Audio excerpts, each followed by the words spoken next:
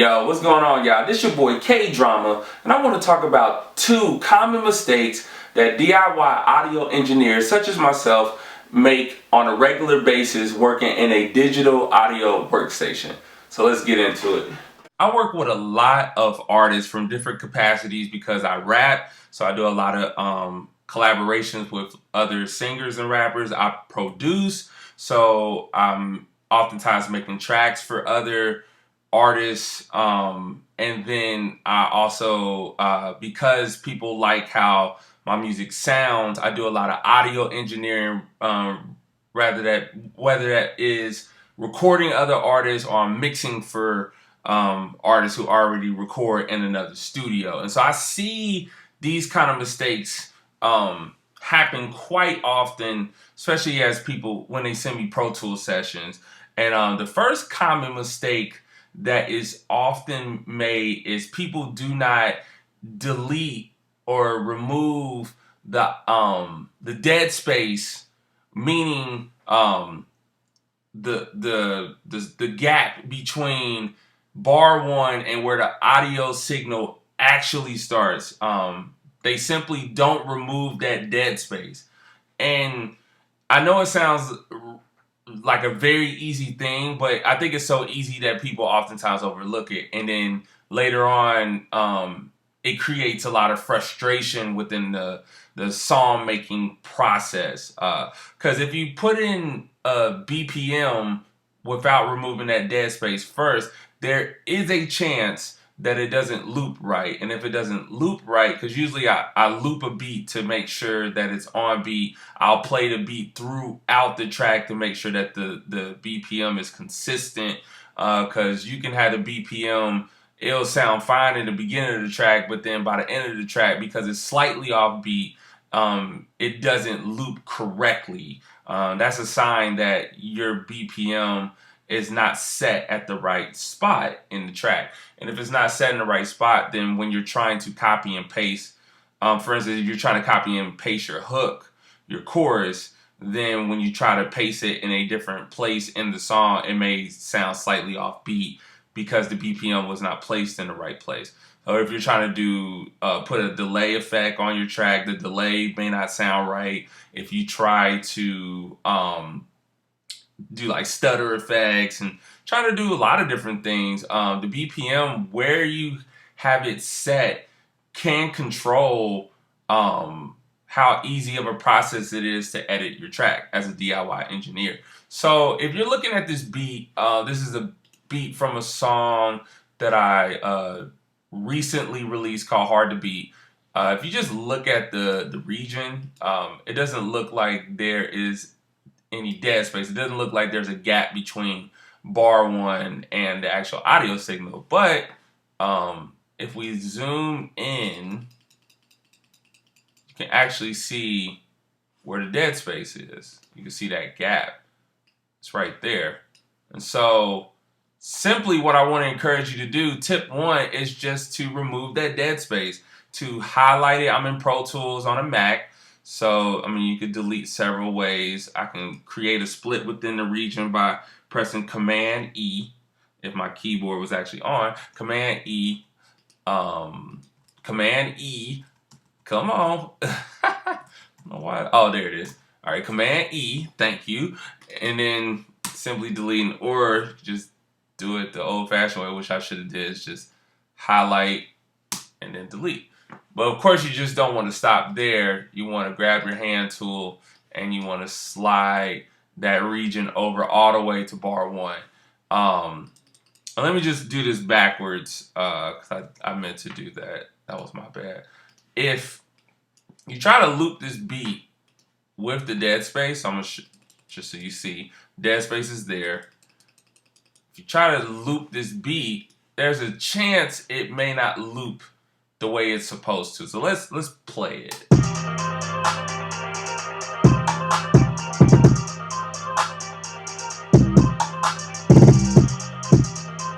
Well, it would probably help if I had the right BPM. That's not the right BPM. The default BPM in most DAWs is 120. This beat is at 129. So now let's try to play it.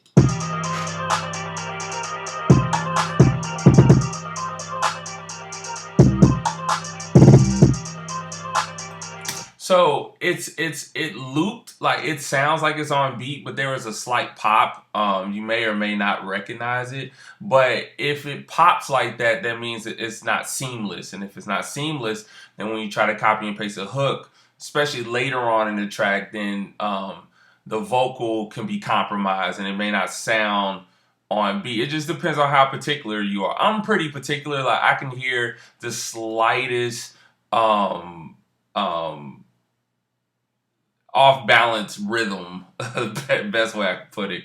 Like if something's off, even by a hair, I can tell. So it's gonna frustrate me if it's off like that. So I want to make sure that my BPM is is set at the right place. So we just want to remove this dead space. Slip mode allows me to go where I want in the region. Grid locks me in by the bar. And so just delete that. Then let's slide it over. All right, now let's play it and see if it's any better.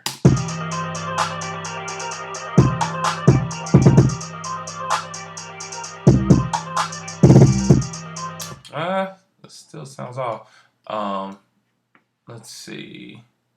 And sometimes it be like that. Like sometimes you have to mess with it several times. But like I said, the test is if it sounds seamless. If you can't hear where it starts and where it finishes, that means you got a clean loop.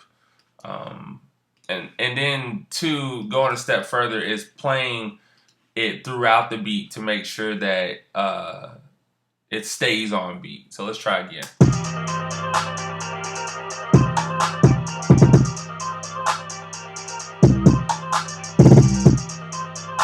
See, that was much better. So now let's see if we go later in the.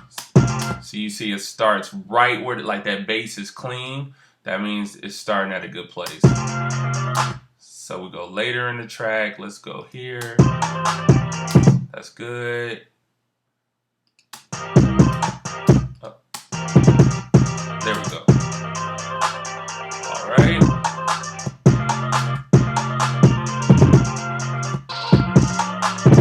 So that's good. So yeah, as you see, I played the beat throughout the beat to make sure that the BPM is consistent so that wherever I put it, it's if I copied and paste a vocal, it should sound exactly the way it sounds from its origin point. And then the second mistake that I see often, I deal with this a lot as a rap artist, is how do you put it? Not starting from the same starting point. What I mean by that is like if someone sent me a beat and they want me to feature on their song, whatever beat they send me is how the beat should be whenever I send them back my verse. If they're very skilled at what they do, they can edit it and then it doesn't matter and they'll be able to put the verse on beat and it'll sound fine. But for the most part, from what I've seen, just from my experience, most people aren't that skilled. And that's okay. Like, but I think what helps avoid a vocal from being compromised is by simply starting from the same starting point. You do that by either cutting the dead space, like I recommended earlier, prior to doing anything else. Or if you didn't remove that dead space and you sent the beat to somebody to feature on, don't alter the beat until after you get their vocals back. Because what ends up happening is if you edit the track or your engineer edits the track and the artist who you're collaborating with is rapping to the unedited track, then what happens is you're going to be starting from two different starting points. And what'll happen is if the starting points aren't necessarily on beat with one another, then the vocal is going to end up being off beat. I think I could better show you than explain. So I'm going to show you by just simply adding the unedited beat to this session. And we'll see what happens. So we're gonna start both from 1, and let's see what happens. Oh, here we go.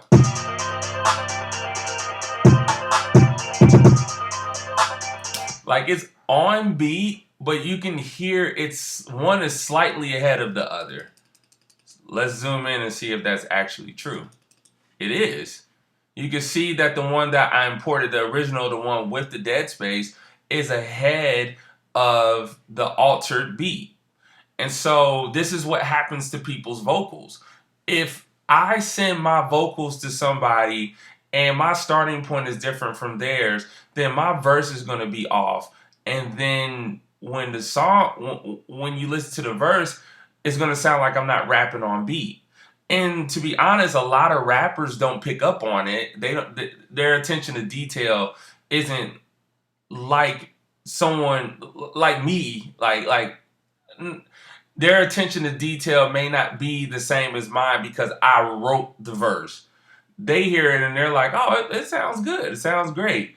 But for me, I'm like, nah, it's a little off. And that's because we're starting from 2 different starting points. So I recommend tip number 2 is simply don't edit the beat unless you're just really confident in your skills, which you might be.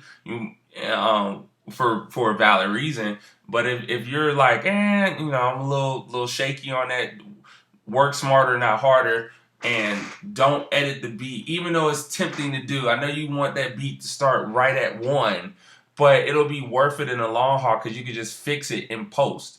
So yeah, you don't want someone to be unhappy with their contribution to your song simply because you made a simple mistake. So those are the 2 tips I have for you. I hope they're very beneficial to you in the future as you make music. If you like what you've seen and heard, give this video a like, give it a thumbs up. If you have any questions, please leave comments in the comment section. Please subscribe, and I'm gonna be posting more videos like this on a regular basis. And hope you enjoy. God bless.